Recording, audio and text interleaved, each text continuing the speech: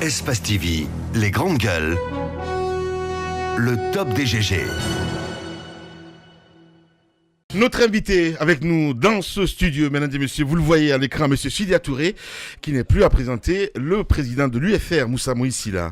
Dans notre studio donc, le président de l'UFR, avec lui nous allons survoler l'actualité politique nationale, parler d'élections, parler du poste de responsabilité qu'il occupe, parler également peut-être d'un pan de l'interview que le général Sekouba Konaté vous a accordé. C'est vrai qu'il a eu à se prononcer là-dessus, mais peut-être qu'aujourd'hui il donnera un peu plus de détails parce qu'il semble être la victime plutôt que l'accusé.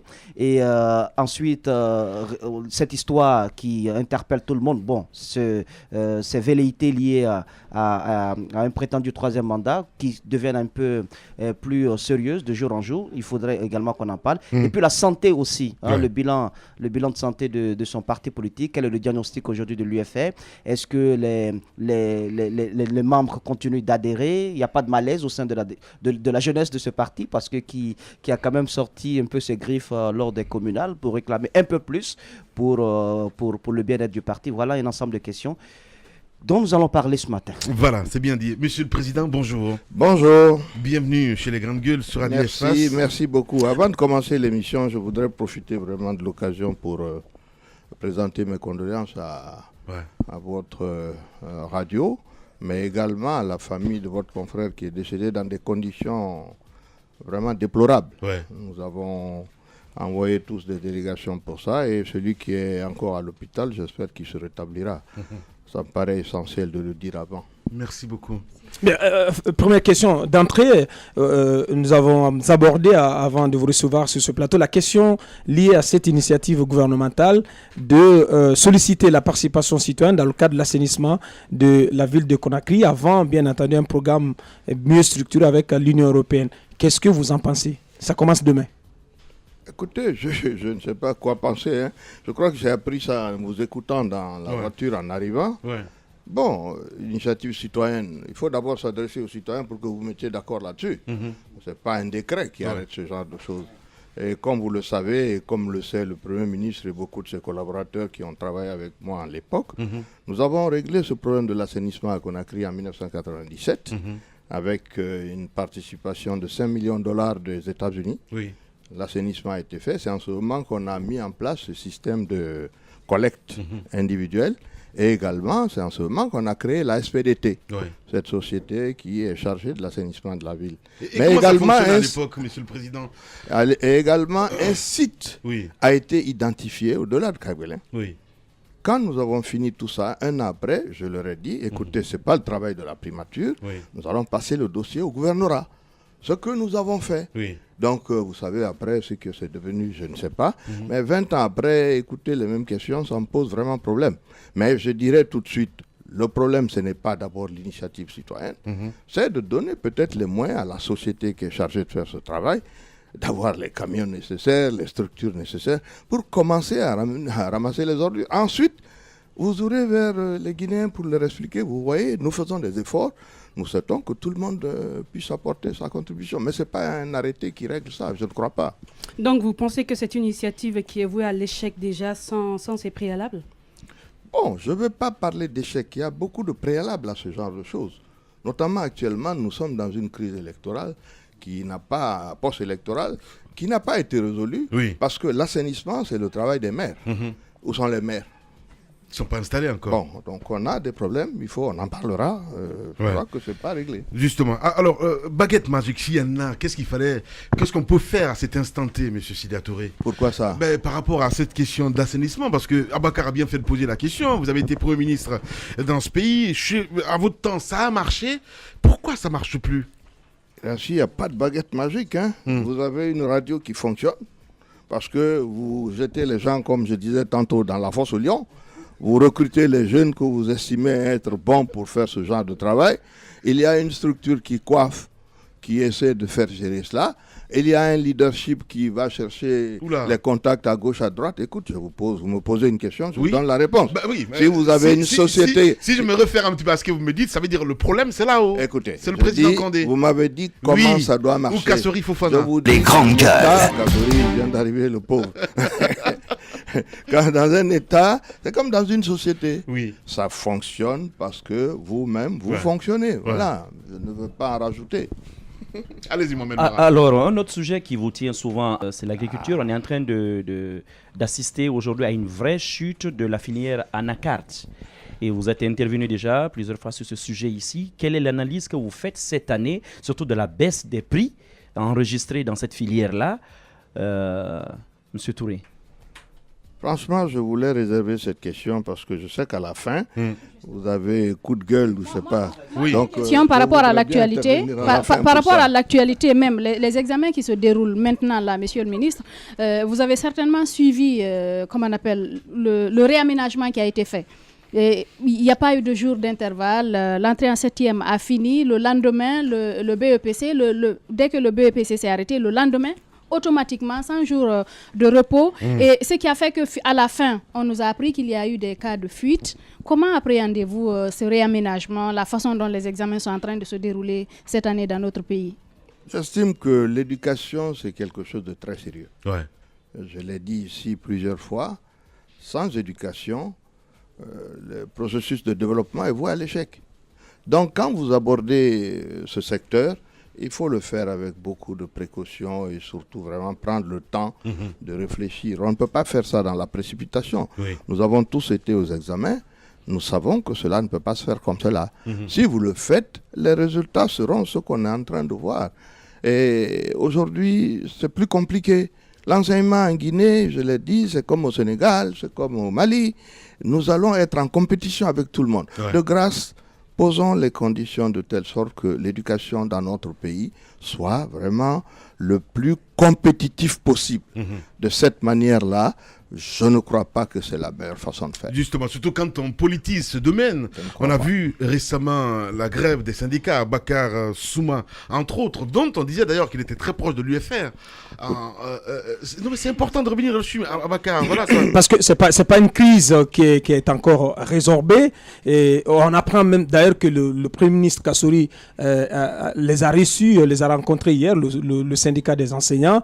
Il a dit dans son discours, dans sa déclaration de politique générale, je ne pourrais pas trouver la solution à une crise qui pourrait donc affecter, si vous voulez, les fondamentaux de l'économie, et même mettre en péril le fonctionnement de l'État. Comment vous voyez cette crise qui pourrait revenir, qui pourrait nous remonter à la figure à la rentrée prochaine? Le dialogue, il n'y a pas d'autre solution. Vous dialoguez avec les gens, vous êtes tous des gens qui comprennent quelle est la situation de notre pays, mais quand vous voulez dialoguer avec quelqu'un et que vous voulez qu'il vous fasse confiance, il faut déjà vous-même faire preuve de crédibilité. À partir de là, je crois que le dialogue est possible parce qu'il n'y a pas d'autre solution. Roublardise, un dialogue de vérité, de franchise. Il faut qu'on se dise les choses clairement. Oui. Mais il faut qu'on se dise que quand vous vous engagez sur quelque chose, vous le réalisez. Dans ces conditions, les gens peuvent comprendre que vous prendrez plus de temps pour faire un certain nombre de choses.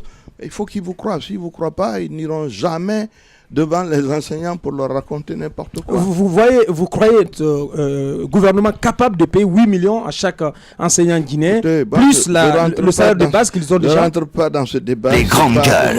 Je ne suis pas le gouvernement. Je ne connais pas quels sont les termes de la négociation entre les syndicats et le gouvernement, malgré le fait qu'on dise que, je ne sais pas, que Souma serait proche de moi. Mais écoutez, s'il est proche de moi, je serais très content. Ce n'est pas le cas, mais j'aurais bien aimé. Okay. Voilà, c'est une revendication réaliste, 8 millions. Je ne gère pas ce dossier. Voilà, on demande votre avis. Je ne sais pas. Qu'est-ce que c'est qu'une revendication? Est-ce que c'est quelque chose qui a été signé auparavant? J'en sais rien. Ceux qui l'ont signé, parce qu'apparemment, je crois qu'il y a eu une signature, doivent expliquer pourquoi ils l'ont fait. Voilà. Sidia Touré, notre invité ce matin chez les juges. Allez-y, Moussa Moïsi, là. Monsieur Touré, à votre temps, est-ce que vous subventionniez le carburant? Aujourd'hui, la question inquiète beaucoup de citoyens guinéens. Le gouvernement entrevoit une augmentation du prix du litre à la pompe. Alors, comment ça se passait à votre temps? Parce que l'argument qui nous a servi aujourd'hui, c'est l'argument du Fonds monétaire international et de la Banque mondiale. Apparemment, nous aurions un gap financier de près de 1000 milliards à cause de la taxe spéciale sur les produits pétroliers. Donc le gouvernement ne pourrait plus supporter ce gap. Donc il faut aller un peu comme la Côte d'Ivoire et le Sénégal. Comment vous voyez cette décision du gouvernement? Il paraît le litre est vendu là-bas à 13 000 francs. Quel est le salaire moyen dans ce pays-là? Comment d'abord vous jugez cette annonce du gouvernement guinéen? Qu'est-ce qu'il faut faire pour ne pas que le panier de la ménagère, que le bas peuple puisse souffrir de cette annonce, de cette décision? Écoutez, quand vous allez négocier un accord avec le fonds, on vous donne un certain nombre de choses. À savoir, écoutez, vous devez avoir votre économie conforme à un certain nombre de critères. L'inflation doit être à ce niveau, les réserves de change doivent être à ce niveau, les recettes doivent être à ce niveau, la manière dont vous dépensez l'argent également doit être ainsi de suite. Oui. Ce sont ces critères-là. Parmi ces critères, si on s'aperçoit que vos recettes ne sont pas suffisantes pour couvrir les dépenses que vous faites, on vous dit qu'il faut couvrir le gap. Bon, ce gap, vous le trouvez où vous voulez. Moi, je peux dire que... J'ai écouté la fois dernière ici un de mes anciens ministres, qui est un grand économiste, c'est Ousmane Kaba. Oui. Personne n'est obligé de faire quoi que ce soit. Le 6 mars, j'étais invité au Ghana par le président Nana Addo, qui est un ami de longue date, pas avant qu'il soit président. Le discours qu'il a prononcé ce jour, à la fête de l'indépendance, c'était « Ghana beyond the aid », le Ghana après l'aide. Le Ghana sans l'aide. D'ailleurs, il y a une dame qui a écrit un livre, une charmante économiste. Les grandes gueules. Sur Dead Aid, comment ça s'appelle, Dambisa Moyo. Je vais envoyer une copie aux deux dames ici, qui est une très grande économiste, et qui dit qu'on peut se passer de l'aide. Donc, dans le cas du Ghana, précisément, c'est quoi?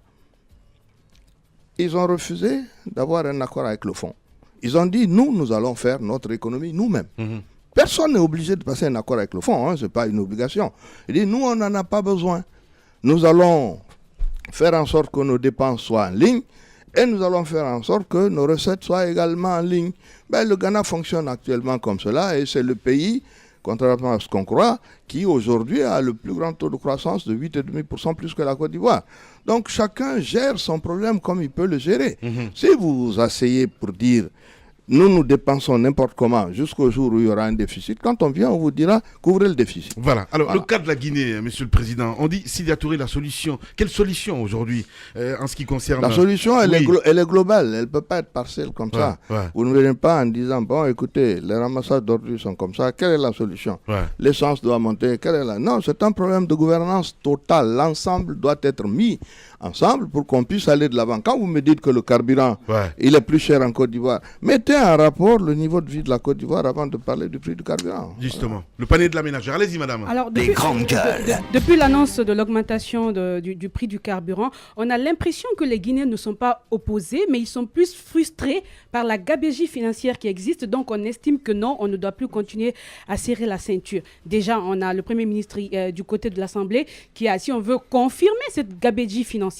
Comment aujourd'hui comprendre qu'après des années, qu'on veuille développer le pays, mais quand même que cette corruption continue à gagner du terrain de plus en plus? Écoutez, quand j'ai lancé cette idée il y a 2 mois à mon siège, on a voulu voir là encore une attaque personnelle contre tel ou tel. C'est une réalité de l'économie guinéenne d'aujourd'hui. Moi, j'ai entendu des chiffres qui me semblent totalement en dessous de la réalité. 600 milliards, je crois. Je dirais que c'est 10 fois plus. Il faut regarder les choses comme elles sont. Le docteur Makanera, qui est un enseignant, a publié un document sur le budget guinéen dans les réseaux sociaux. Prenez le temps, lisez-le. Et cochez ce qui vous paraît anormal. Vous allez voir combien d'économies vous pouvez faire sur les 2 milliards de dollars que représente à peu près le budget guinéen. Vous pouvez en retirer 20% dedans, 25%, sans que rien ne change. Ça, c'est une chose. Vous avez maintenant la gestion courante d'un certain nombre de choses qui ont été évoquées.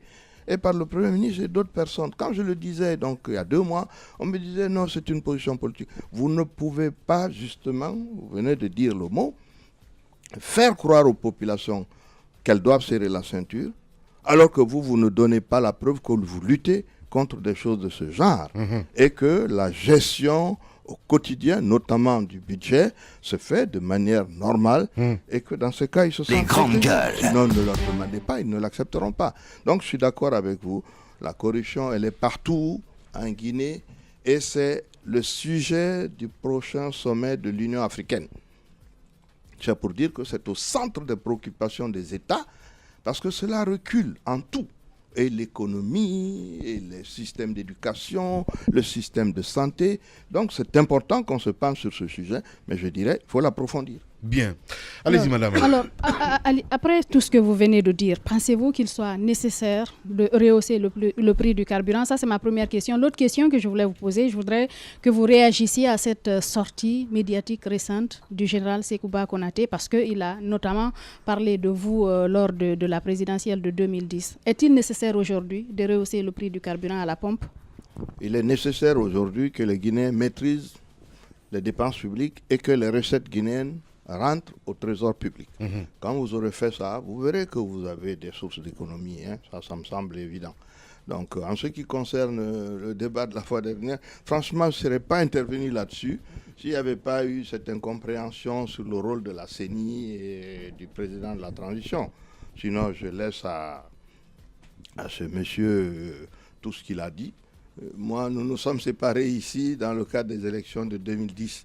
J'ai appris que j'aurais donné $5,000. Bon, apparemment, c'est moi qui n'ai pas donné d'argent parce que les choses se sont passées par coup de dizaines de millions de dollars. Les grandes gueules. Moi, je n'ai pas envoyé d'argent là-bas, ce n'est pas important.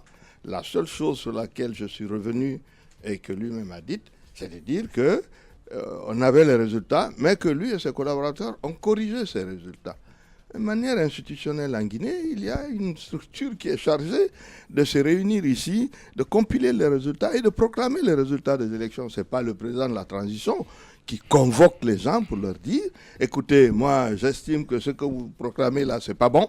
C'est ce que moi je vous dis qui est le résultat normal. » Donc c'est le seul truc sur lequel j'ai envie d'intervenir. Le reste, ce n'est pas un leader politique. Ouais. Je veux parler des leaders politiques ici, oui. Ça, donc en clair, il ment quand il dit que vous avez voulu à un moment changer un petit peu le classement en ce qui concerne... Mais comment, de quelle manière j'aurais pu faire ça?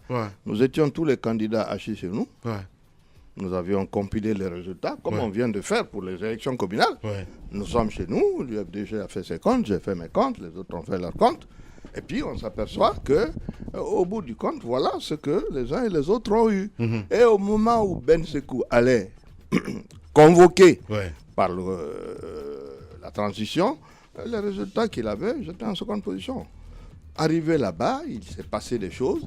Quelqu'un m'a appelé. J'ai appelé effectivement le général pour lui dire « Vous n'avez pas à vous mêler de ce qui ne vous regarde pas. Le fait est que la loi, la constitution guinéenne dit que c'est la CENI qui est chargée de cela. Vous n'avez pas à vous en mêler. » Ça a été à tel point que quand il y a eu cette déclaration, un des commissaires de la CENI, qui était le conseiller juridique de l'institution et qui était commissaire au titre de la société civile, Maître Abbas, a fait une conférence de presse pour déclarer ce que je dis là, a démissionné. Ces documents-là sont disponibles. Il a démissionné de la CENI, il n'est plus jamais revenu là. Donc voilà ce qui s'est passé. Au-delà de ça, vraiment, je ne vais pas engager de polémique. C'est 2010, c'est 2010. On regarde devant. On regarde devant. Et l'histoire aussi interpelle. On revient dans un instant avec le président Sidya Touré et qui dit c'est vérité ce matin chez les GG. Espace TV, les grandes gueules, le top des GG.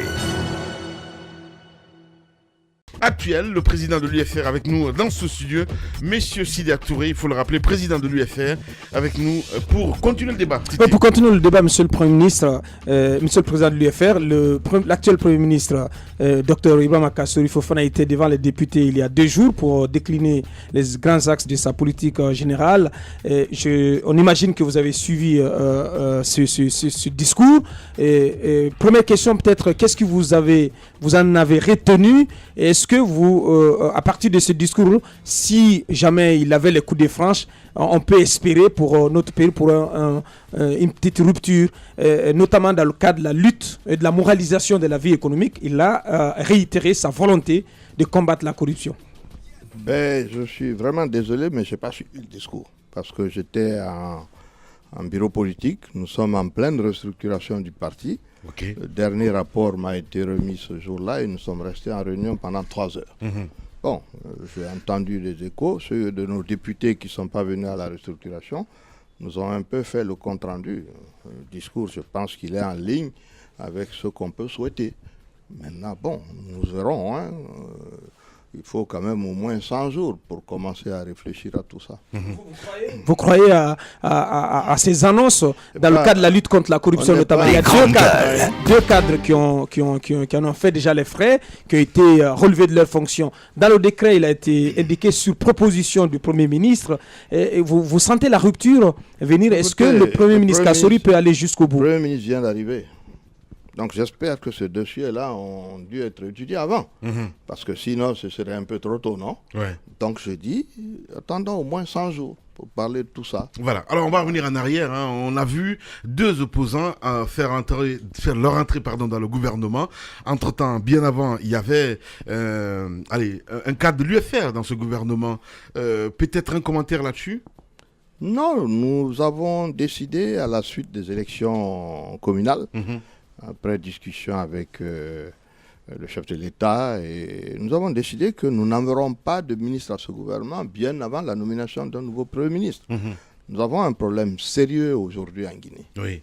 Nous avons attendu 8 ans pour faire des élections communales. C'est extrêmement important parce que s'il y a des élections qui sont importantes pour la base, ce sont ces élections-là.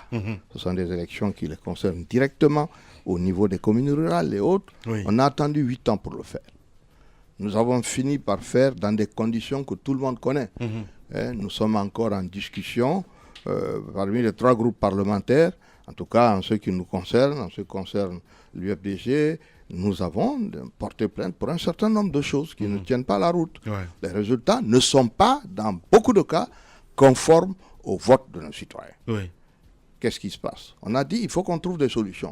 Des propositions ont été faites de l'UFR, de l'UFDG, et je pense aussi du RPG. Il faut que cela se tranche. Il faut qu'on trouve une solution politique pour sortir de là, parce que qu'est-ce qui se passe aujourd'hui sur le terrain? Sur le terrain, les mairies ne fonctionnent plus.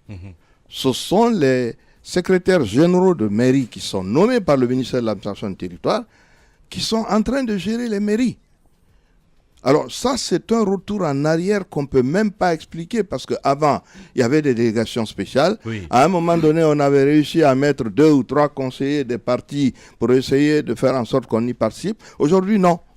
C'est juste le secrétaire général nommé par le ministère de l'Administration du Territoire. Alors ça me semble être quelque chose de totalement inacceptable. Il faut qu'on s'entende bien. Moi, j'ai des relations très bonnes avec le RPG, tout ce qu'on veut, mais nous ne pouvons pas accepter ça. Il y a eu un casting, Monsieur le Président, ou pas du tout? Non, il y a une volonté délibérée de revenir encore une fois à une gestion de l'ensemble. Si vous n'avez pas accepté cette fois-ci que un militaire de l'UFR fasse partie du gouvernement, c'est parce que quelque part, il y a une déception. Mais je suis en train de vous expliquer la raison, l'une des raisons fondamentales. Une fois qu'on a ces secrétaires généraux qui gèrent les mairies, mais qu'est-ce que la prochaine fois vous allez dire à vos électeurs pour dire « allons aux élections ». On ne peut pas leur donner les résultats des élections. Ils ne voteront pas.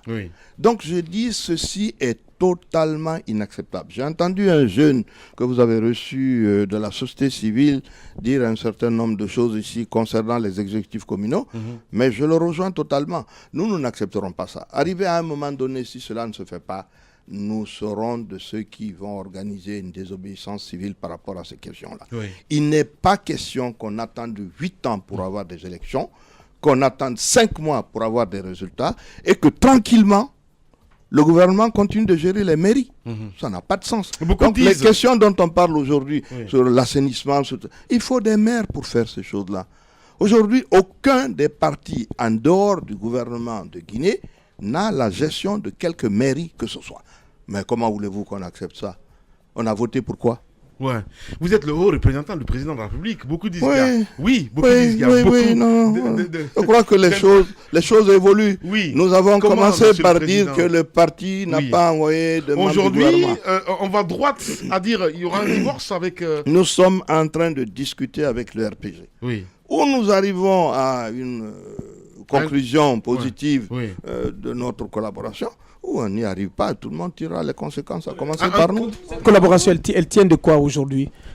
De quoi? C'est sur le débat électoral. Oui, ça, mais elle n'existe aujourd'hui que par votre la fonction que nous sommes en que vous incarnez. Les grandes gueules. Incarner, c'est une chose, oui. On m'a nommé à un poste.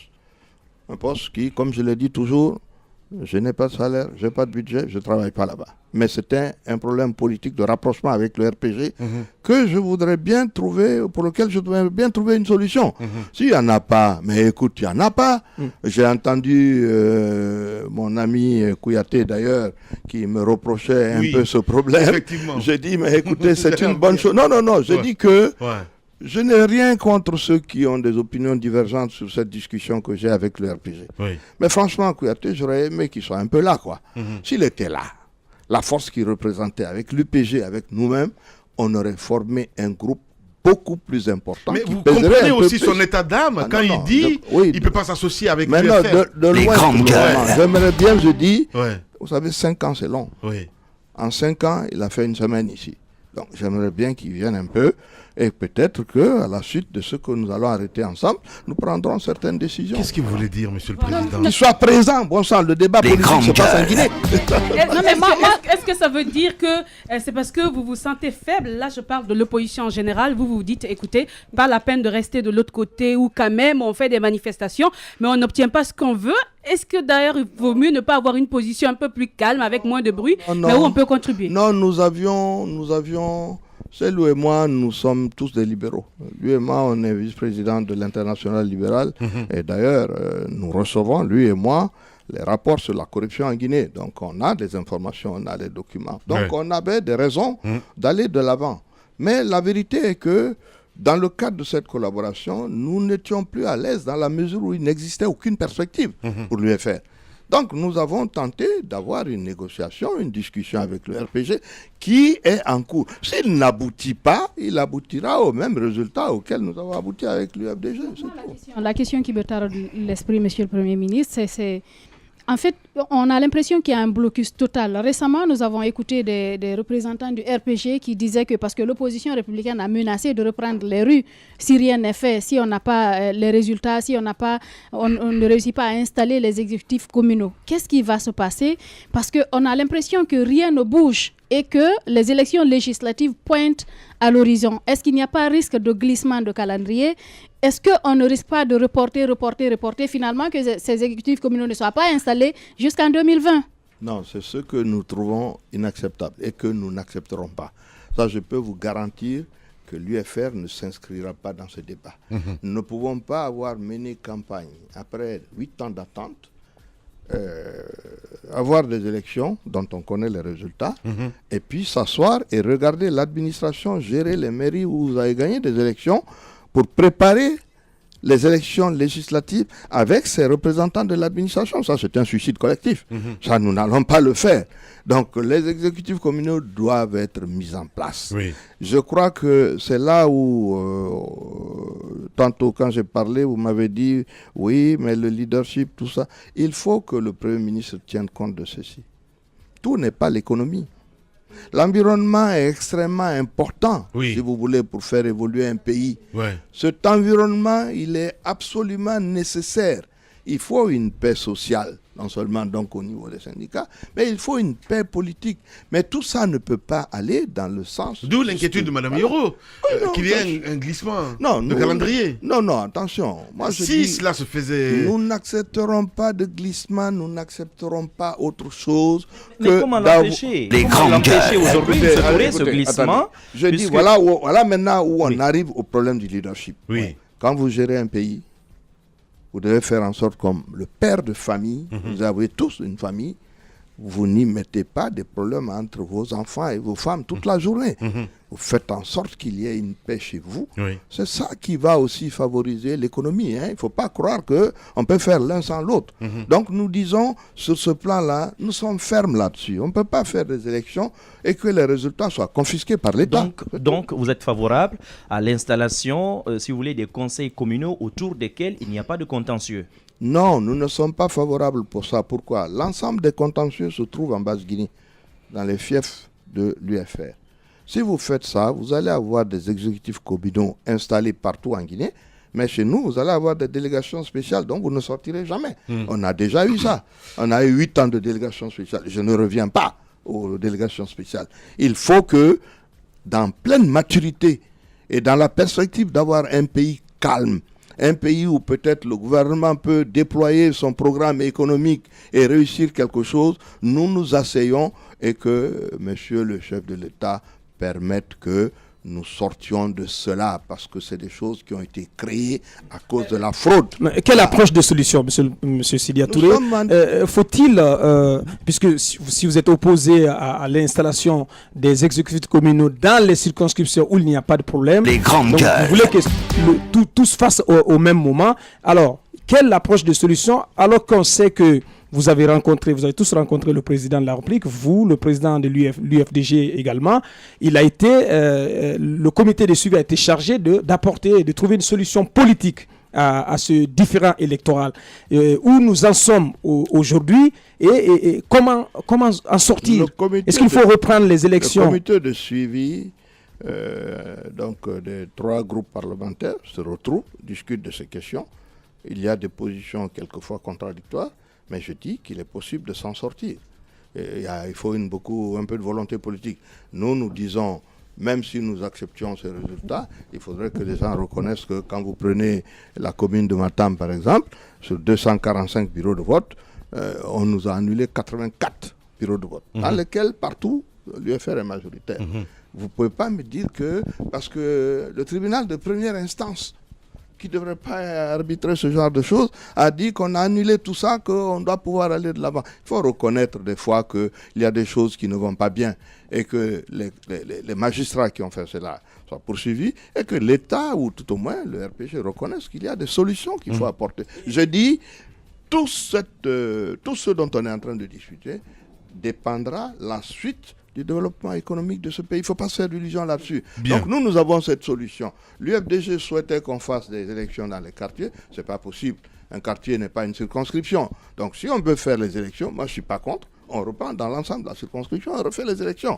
Mais il n'est pas question de continuer à parler comme ça pendant que je dis nous ne sommes même plus responsables dans les mairies où on était en place avant les élections. C'est un recul total. Bien. Le président de l'UFR, notre invité ce matin chez les juges. Moi, j'ai envie de revenir un petit peu en arrière, monsieur le président. Vous avez parlé tout à l'heure de peur de famille. Vous avez l'impression aujourd'hui que l'UFR est infiltré? Infiltré, mais c'est normal. Les partis sont infiltrés. Oui, non, il y a des gens qui travaillent pour vous, d'autres qui travaillent contre vous, d'autres. C'est normal, ça. C'est l'abus politique. Mais il appartient au responsable principal de savoir garder la tête froide et savoir où on va. Nous n'avons pas de problème à ce niveau-là. Non, il y a des on gère. On gère, bien.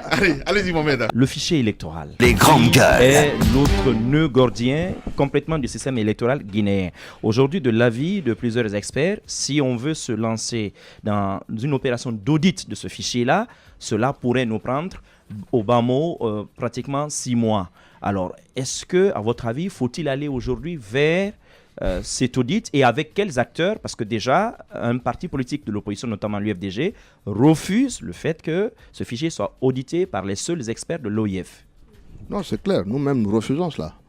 Donc, la question, elle est claire. Depuis 2009-2010, nous avons eu 5 opérateurs différents qui sont intervenus dans le fichier guinéen. Vous verrez ça nulle part au monde.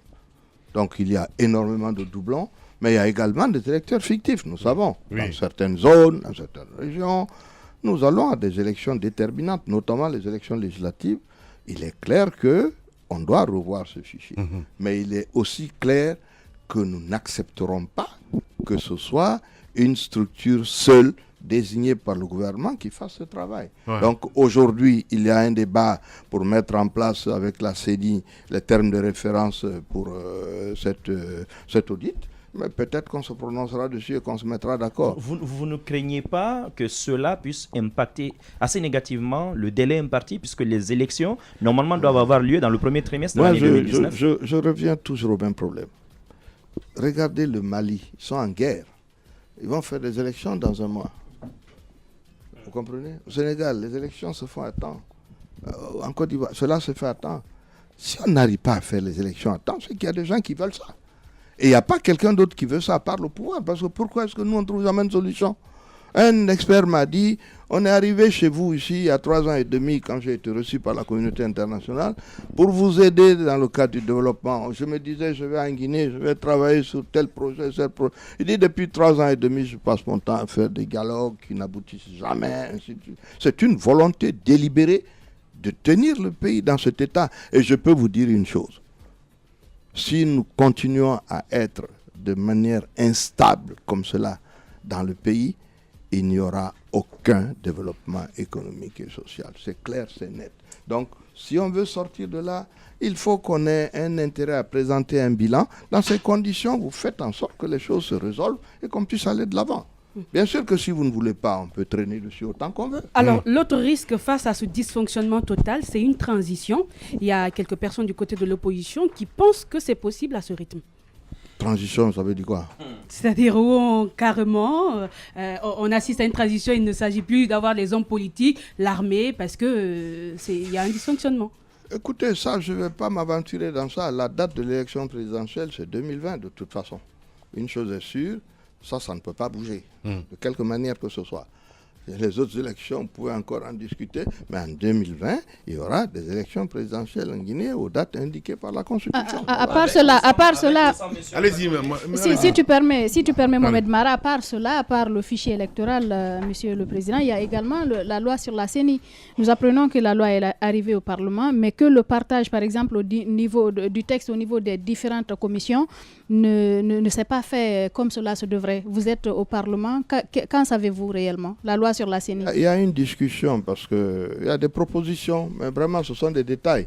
Il y en a qui proposent de réduire le nombre des membres de la CENI parce qu'on trouve que c'est pléthorique et que ça ne sert à rien. On veut passer de 25 à 15, d'autres à 17. À l'intérieur de ça, il s'agit de savoir la mouvance prend combien, nous à l'opposition, combien on prend, ainsi de suite. Ces débats sont en cours. Ce sont des discussions. Où vous situez-vous, voilà. L'UFR, et quelle forme la nouvelle CENI devrait prendre? Quel type de CENI? Mais c'est la même CENI, la CENI telle qu'on l'a éditée, avec des hommes nouveaux, avec peut-être un système de contrôle plus renforcé. Mais l'idée, non, ça ne veut rien dire une CENI technique. Vous connaissez la Guinée. Si vous mettez des gens qui viennent de partout, ceux qui ont l'argent mettront l'argent et puis après vous n'aurez plus de CENI technique, vous aurez une CENI corrompue, point. Bien. Au moins si vous avez des délégués des partis politiques, s'ils ne vous machinent pas, il y en a un ou deux qui viendra au moins vous faire le rapport de ce qui se passe. Mais sinon vous n'aurez personne. Bien, allez, on va essayer d'évoluer. Mohamed Mara, on parle de cette question, le Bien débat. sûr. Bien sûr, mais pour résumer ce passage, je dirais ça sera sans les $5,000, bien entendu, quoi. Voilà, par rapport à la CENI. Maintenant, moi, je n'ai pas donné beaucoup. Hein. Les grandes gueules. Monsieur Touré, tout à l'heure, que j'ai rien donné d'ailleurs en plus. Les grandes tout à l'heure, gueules. vous disiez que la date de 2020 pour la tenue de la prochaine présidentielle est indiscutable pour vous. Non négociable. Non négociable pour vous. Dites-nous, ce sera avec ou sans M. Alpha Condé? Allez demander à Alpha Condé. Moi, je vous dis, ce qui est écrit dans ma constitution, c'est que les élections auront lieu à cette date-là. Et je dis, ça ne sera pas reporté. Donc, tout. en aucun cas, le président de l'UFR n'acceptera de retrouver M. Alpha Condé à une autre échéance présidentielle. À chaque jour, sa peine. Mais qu'est-ce que vous pensez de velléités supposées de la part du camp présidentiel et de M. Alpha Condé lui-même de vouloir briguer un troisième mandat à la tête de notre pays? Pour le moment, je considère que c'est des supputations. J'attends de savoir qu'est-ce qui va se dire. Et au moment venu, si les masques tombaient? Les grandes gueules. Vous me recevrez ici. Bien. Le président Sidia Touré, invité ce matin chez les grandes gueules. On va essayer de parler du cas, le cas Baïdi Haribo, parce que c'est de lui qu'il s'agit. On ne sait pas aujourd'hui s'il est de l'UFR, s'il est de RPG Arc-en-Ciel à la fin du parce qu'on le voit, voilà. Écoutez, nous sommes en pleine restructuration du parti, comme je vous l'ai dit.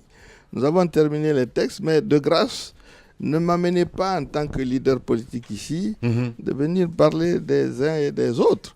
Le parti tranchera ces questions et vous en serez informés. En clair, quand vous dites que le parti va trancher, Mohamed Mara. Mais bien sûr. Mais est-ce qu'au sortir de cette restructuration, on aura toujours le même secrétaire exécutif? Ah, écoutez, c'est pas la peine, on fait les restructurations, vous allez avoir la primeur des restructurations une fois que c'est fait. Bien. Les grandes gueules. Baïdi, il est toujours de l'UFR ou pas?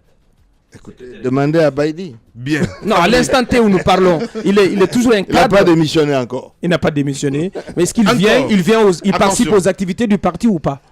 Il vient à certaines réunions, mais il n'a pas encore démissionné en tout cas. Voilà, il n'a pas encore démissionné. On sait entre les lignes. Ouais. On va essayer de parler maintenant. Oui, justement, toujours sur le cas Baïdi, je voulais juste poser cette dernière question sur le président de l'UFR. Parce que beaucoup d'observateurs pensent que c'est lui qui a été le principal artisan de ce rapprochement entre vous et le président Alpha Condé. Confirmez-nous que cela est vrai et dites-nous, est-ce que vous avez le sentiment aujourd'hui qu'il vous a embarqué dans une aventure? Dans la classe politique guinéenne actuelle, je suis peut-être celui qui connaît le plus Alpha Condé. Je le connais depuis 39 ans. Donc vraiment, je n'ai pas besoin d'intermédiaire pour discuter avec lui. Même quand on ne se parlait pas officiellement, on se parlait officieusement. Donc ça, c'est la perception des gens. Envoyer quelqu'un pour faire une commission, cela ne veut pas dire que vous en êtes l'initiateur. Ouais. Non, c'est pas du tout ça. Bien. On parle agriculture et élevage, Madame Yoro, dans cette émission. L'élevage, allez-y. Moi, je voulais, avant qu'on aborde ce sujet-là, parler de la question des MUFA. On a vu le président récemment à l'intérieur du pays, les mutuelles de financement. D'abord, qu'est-ce que vous en pensez pour l'autonomisation des femmes? C'est vrai que quelquefois, il y a beaucoup plus de promesses que d'actes concrets sur le terrain. Mais est-ce que vous pensez que c'est un procédé qui peut contribuer à la fin à l'autonomisation des femmes rurales? J'ai rencontré plusieurs fois le banquier qui est chargé de ce dossier et qui fait un travail acceptable au niveau des femmes, je dois dire honnêtement. Mais attention, l'impact d'un phénomène comme cela est franchement extrêmement réduit. Cela ne touche pas 1% des femmes dont on veut parler. Si vous mettez les femmes dans l'agriculture, cela n'a rien à voir. Mais il est certain que, moi j'ai regardé ça, je suis extrêmement intéressé par le travail qu'il fait, à condition qu'on ne lui retire pas ça pour le politiser complètement.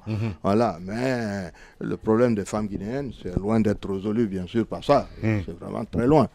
Oui. Vous étiez à Nzérékoré, vous avez participé aux côtés du chef de l'État aux Journées nationales de l'agriculture. Qu'est-ce que vous en avez retenu? Est-ce que vous pensez que ces rencontres telles qu'initiées par le chef de l'État, journée dédiée à l'élevage, à l'agriculture, est-ce que c'est un procédé dont on peut tirer profit pour faire avancer les choses dans ces secteurs? Et deuxième question sur la filière anacarde. C'est une filière aujourd'hui qui apparemment souffre dans la région de Bokeh notamment. Les prix ont chuté.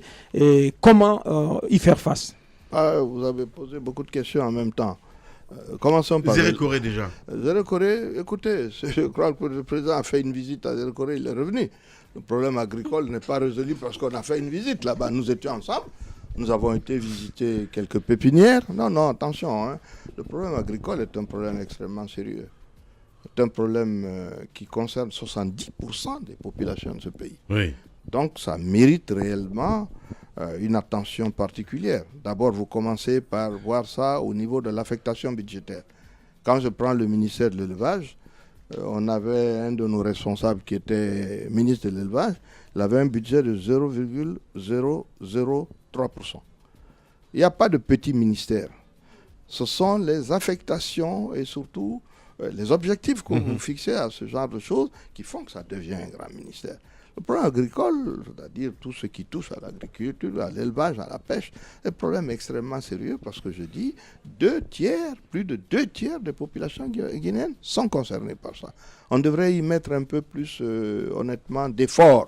Et donc, aller saluer les gens, vérifier, voir les pépinières, c'est bien. Mais je dis, il reste une politique agricole d'élevage, de pêche à définir encore en Guinée et à exécuter. Vous pensez qu'on est plus dans les annonces avec Alpha Condé qui annonce des tracteurs, qui annonce des rizeries? Vous m'amenez dans des débats politiciens, je vous dis ce qui doit être fait. Maintenant, chacun peut faire des déclarations, ce n'est pas un problème. Il y a une politique en tant que telle, est-ce qu'on a une politique qui en vaille la peine? Il y a une politique qui existe dans le PNDS, il n'y a aucun problème là-dessus, il y a des projets là-dedans. Ils ne s'exécutent pas peut-être, mais ils existent. Hein. On a des gens qui ont rédigé des documents. Moi, je suis pour que, malheureusement, dans ce texte, la place qui doit être réservée au secteur agricole n'est pas ce que moi j'aurais souhaité. Mais sinon, il y a une identification d'un certain nombre de choses. La relance du projet coton, ainsi de suite, le problème de l'anacarde dont on va parler tantôt. Il y a des problèmes de ce genre qui existent et qui doivent. Mais vous devez donner l'exemple que cela se passe. Le chef de l'État n'est pas l'alpha et l'oméga de ces choses-là. Vous allez peut-être pour aller lancer quelque chose ou bien pour aller constater. Bon, sinon, les visites en tant que telles, c'est très gentil. Le problème agricole, le problème de l'élevage, le problème de la pêche, ces problèmes demeurent les problèmes essentiels de notre pays. Ça, c'est clair. Oui. Justement, maintenant, sur l'anacarde, quel regard vous portez aujourd'hui sur ce secteur? Non, c'est pas... J'avais 10 ans que je disais que j'allais faire un coup de gueule sur... Il y a deux choses. Il y a le problème de l'anacarde. Vous savez, quand nous avons eu ces rencontres avec le président Alpha Condé au début de 2016, j'avais lancé un prix de référence de l'anacarde. Et j'avais souhaité qu'on fasse un investissement massif dans ce secteur. Malheureusement, c'est parti dans tous les sens. En 6 mois, 8 mois, on m'a dit qu'on a fait planter 200 000 hectares d'anacarde. Je crois que j'étais avec le président un jour, et je parlais avec ces gens, je lui ai dit de mettre son téléphone sur un haut-parleur. Et puis je leur ai dit, c'est vous qui avez dit ça au président que vous avez... Je dis, mais vous racontez des histoires. Dans une année, un pays comme la Côte d'Ivoire ne peut pas faire 20 000 hectares de ça. C'est extrêmement important. La plantation, ce n'est pas semer des arachides. Il faut commencer par avoir, pour ces plants-là, il faut avoir une pépinière. Il faut les garder, il faut mettre de l'engrais là-dessus. Il faut répertorier votre forêt, le couper, le brûler, faire le piquetage, faire les troisons, ensuite les planter et les suivre. Est-ce que vos gens, vous savez qui a planté quoi? On me dit non, qu'ils ont fait ça comme des arachides. Non, je dis, ça, c'est pas de la plantation. Oui. Donc, c'est un problème qui est extrêmement... Comme beaucoup de gens s'y étaient engagés, en Haute-Guinée et dans la zone de Bokeh, il fallait les encourager. On a donné un prix de référence. À un moment donné, ces prix sont montés. Mais il appartient à l'État de surveiller ça. J'ai dit que l'État devait fixer un prix de référence. Ça veut dire quoi? Ça veut dire que vous vous engagez à ce que quand c'est plus bas que ça et que la qualité est conforme, vous donnez l'argent aux paysans pour qu'ils n'abandonnent pas ces plantations pour aller faire autre chose. C'est comme ça que c'est organisé partout au monde. Même aux États-Unis, le coton est subventionné. J'ai dit qu'on devait relancer le coton également en Haute-Guinée. En 1996, quand j'arrivais, il était à 4 000 tonnes. En partant, je l'ai laissé à 40 000 tonnes. Aujourd'hui, il est à 2 000. Donc, il faut qu'on se parle sérieusement. Et comme ce sont des gens dont on parle là, qui représentent la majorité des Guinéens, de grâce, quoi, qu'on prenne ça avec un peu plus de sérieux. Voilà, et ça me semble important. D'Abola, le problème de l'arachide, je voulais en parler aussi. Pourquoi? J'ai été franchement mortifié par le problème de Dabola. Vous faites de l'agriculture pour arriver à l'agrobusiness. C'est-à-dire quoi? Arriver à transformer votre production en produit fini, ce qui vous rapporte beaucoup plus d'argent.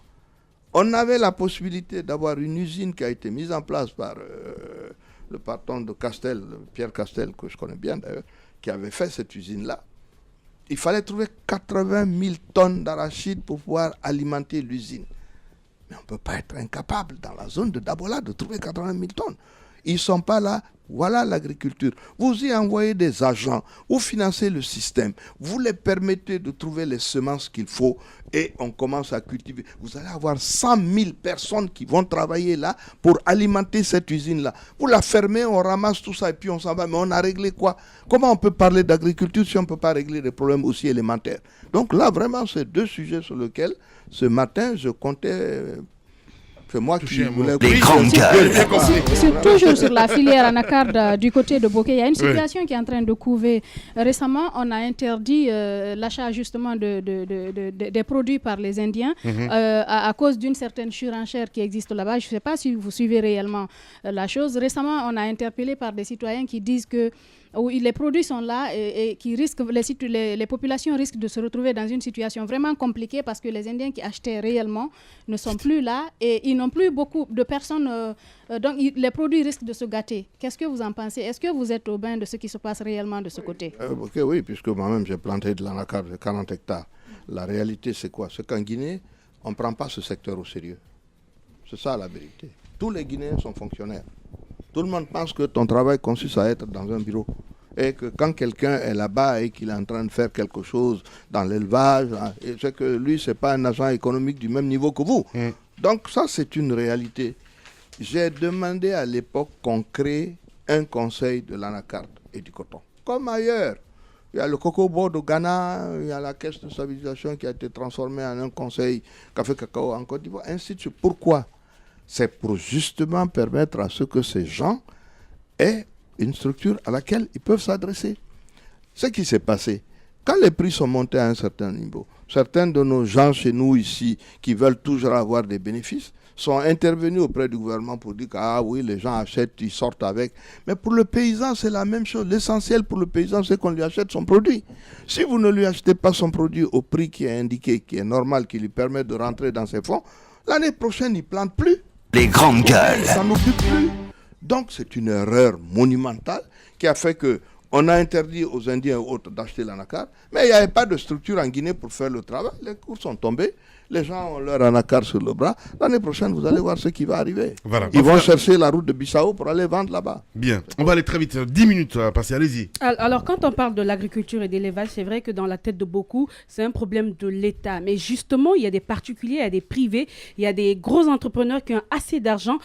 Quel cadre aujourd'hui offrir à ces gens pour investir et parallèlement offrir de l'emploi aux Guinéens? Mais non, mais je suis parfaitement dans le sens de ce que vous dites. Ce n'est pas un problème de l'État. L'État, c'est l'assistance. L'État, c'est l'organisation. L'État, c'est aider à ce que ces entrepreneurs-là, gros ou tout petits, puissent prospérer. Vous comprenez? Par exemple, quand un pays comme la Côte d'Ivoire a voulu empêcher qu'on importe du poulet, on a encouragé les jeunes gens à faire des poulaillers. Parmi eux s'est battu. Il est devenu aujourd'hui le roi du poulet. Il a un chiffre d'affaires de 130 millions d'euros. Pourquoi? Parce que tous ceux qui achètent les poulets, ils le lui vendent. Lui, il fait l'abattage. Ce qui fait que le pays n'importe plus du poulet d'ailleurs. Ainsi de suite. Mais c'est l'organisation. C'est uniquement ça. Ouais. Je n'ai pas dit à l'État d'aller faire de l'agriculture. Ah, surtout pas. Je demande à l'État d'assister les grandes gueules, les grands, les petits, les moyens, de mettre des structures qui permettent d'assister ces gens et de les aider à produire, à stocker, à avoir les semences quand il le faut, les engrais quand il le faut, mais également à vendre à des prix qui sont acceptables. Là, vous créez de la richesse. Sinon, on restera dans les mines et on n'en sortira jamais. Bien. Voilà. On va d'ailleurs parler en filigrane, Titi, mine, environnement, énergie, entre autres. Et énergie. Surtout, un mot du secteur de l'énergie. Est-ce que vous pensez que les perspectives s'annoncent bonnes pour la Guinée avec tous les investissements qui sont faits dans ce secteur-là? Le barrage de Swapiti est en cours de réalisation, Amaria aussi lancé. Vous pensez que c'est un secteur dans lequel au minimum, l'actuelle gouvernance a des résultats. Et de l'autre côté, dans le secteur des mines, on continue d'assister à la signature, à l'appel de beaucoup de conventions dans la zone de Bokeh, dans la zone de Kindia, etc., etc. Est-ce que la Guinée est véritablement sur la bonne voie pour tirer le meilleur profit de ces mines? Comment vous regardez ces accords, ces conventions? Là où des fois nous avons des désaccords, c'est ça. Est-ce que c'est des bons résultats? Écoutez, est-ce que vous avez l'électricité? Les grandes Je vous demande, est-ce que les perspectives s'annoncent bonnes? Laissez les perspectives là. Vous avez du courant? Il y a deux barrages. Les grandes gueules. Non mais, moi je vous ai posé une question. Il y a le barrage de Swapiti. Avez-vous du courant? Les grandes gueules. Pour le moment, je n'ai pas de courant. Je n'ai pas de courant. Je vous ai posé une question sur les perspectives, monsieur Sidia. Laissez les perspectives. Ce qui m'intéresse, ça se pose comme question. Non, attendez, je peux pas, tu viens pas me dire quand tu vas voir Hiro, tu vas pas lui dire est-ce que tu auras à manger après demain? Les grandes gueules. Il faut faire les choses. Ouais, mais on les fait. Mais je ne vais Et c'est en train d'être fait. Dans ce cas, vous répondez à votre question. Non, mais les projets dont je parle, Swapiti est en train d'être fait, c'est pas quand même une invention. Est-ce que vous avez du courant aujourd'hui? Moi, je vous ai posé une question sur les perspectives. Je pose une question. Non. Avez-vous du courant? Il y a à l'instant T, il y a la réalité du moment, M. Sidia Touré, il y a la réalité du moment, mais il y a les projets qui sont en train d'être menés par l'actuelle gouvernance. Est-ce que vous croyez que à terme, ces projets pourront permettre à la Guinée d'atteindre une certaine autonomie énergétique, ce qui est l'ambition du chef de l'État d'ailleurs. Mais tout le monde connaît les réalités du moment. C'est quoi les réalités du moment? Les réalités il y a un déficit énergétique important, mais qui pourrait être comblé, M. Sidia Touré. Je vous amène à vous prononcer sur ces perspectives, ces investissements. Demain, si vous voulez, après-demain, nous pourrons raser gratis. Après-demain, vous aurez des villas ici, vous aurez des grandes gueules. Des hélicoptères. Vous n'y croyez pas? Non, j'y crois. Non. Les barrages, c'est quelque chose d'important. Oui. Ça va donner du courant. Hein? Ouais. Seulement, en attendant, je vis en Guinée aujourd'hui. Ouais. Non, mais il n'y a pas que ça comme problème. Moi, je vous dis... C'est la question posée, en fait. Les grandes gueules. Elle sert à quoi? Ouais. Nous sommes là pour parler de la situation des gens et non pas des perspectives. Oui. Les perspectives, oui, les barrages qui sont là, quand ils seront terminés, il y aura assez de courant pour la région de Conakry. Bien sûr, ça ne concerne pas la forêt et la Haute-Guinée, il faut qu'on s'entende bien. Parce que si vous commencez à tirer les lignes ici, ça coûte plus cher que la construction des barrages. Donc, je vous dis, oui, il y aura des barrages, mais ce sera d'ici 2020, ça. On aura passé 10 ans en attendant la 8e année aujourd'hui. Je suis désolé, avons-nous du courant? Non. Donc il y a un problème. Voilà, moi c'est ça que je veux qu'on arrive à résoudre. Et qu'on arrête de me dire que c'est simplement un problème de barrage. L'électricité à Nouakchott, ce n'est pas les barrages qui donnent. L'électricité au Mali, ce n'est pas les barrages qui donnent. Donc il faut qu'on se dise pourquoi est-ce que nous n'avons pas d'électricité à Conakry. On me dit, dans le cadre du Fonds monétaire, les gars demandent également qu'il n'y ait pas de subvention donnée à EDG. Mais EDG, il faut déjà que EDG soit correctement géré. Si c'est correctement géré, qu'ils achètent du carburant au prix normal et que la gestion est meilleure, mais vous n'aurez pas de subvention à leur donner. Pourquoi les compagnies d'électricité gagnent de l'argent dans la sous-région? Non, il faut poser les problèmes comme ils sont. La perspective, elle est bonne. Quand vous regardez le PNDS, tout est bon. Moi, je n'ai rien contre.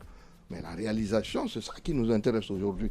Aujourd'hui, est-ce que vous êtes transporté? Vous avez, comment vais-je dire ça, des bus pour vous transporter à Conakry? Oui, il y a une perspective pour avoir des trains. Oui, il y a une perspective. Aujourd'hui, il n'y a pas de bus pour vous transporter. Et vous avez des gens qui font des arrêtés pour dire qu'il n'y a plus de mototaxi. Il faut arrêter, quoi, un peu. Pas... Bien. Allez, Sidia Touré ce matin chez les GG. Les grandes gueules. Écoutez, M. Sidia Touré, on a l'impression qu'on est en train de faire miroiter un rêve aux Guinéens parce qu'à l'écouter après Swapiti, Amaria, c'est Conakry uniquement qui aura normalement... Guinée, une partie de la moindre Guinée aura le courant. Donc pas toute la Guinée, alors qu'on fait croire aux gens qu'on en aura tellement, on en aura suffisamment pour revendre à l'international. Non, si, on aura. On aura suffisamment de courant dans cette région. Au point de revendre de le revendre à la Bissau, au Sénégal, c'est vrai. Pourquoi? Parce que tu as 540 MW qui vont sortir au niveau de Swapiti. Le problème, c'est que le transport de cette électricité en Haute-Guinée et en forêt, c'est aussi cher que de construire un barrage. Donc il faut peut-être réfléchir à autre chose de ce côté. Voilà pourquoi les gens font de l'interconnexion. Ils échangent le courant d'un pays à l'autre. Nous, on ne l'a pas fait. Voilà, c'est tout. Voilà le président de l'UFR ce matin chez les GG. Espace TV, les grandes gueules. Le top des GG. Merci, Monsieur le Président. Merci à vous tous. Merci au réalisateur Mamoudou Kondé depuis le début de la saison. Il était là. Prince Diallo, Mohamed Diaby et à toute l'équipe Nos Pensées ce matin. À Tamba Zakari Milimono, Ahmed Kamara, à Roby, évidemment. On se retrouve le 3 septembre prochain pour d'autres numéros, d'autres aventures. Prenez soin de vous. Dans un instant, c'est la DR aussi de Mandingue Suprême sur Radio Espace avec Salim Soirée que vous allez retrouver. Et sur Espace TV, c'est le grand direct de l'actualité. Mais non, le 22h, c'est bien cela. Oh là, que je perds le mot. Allez.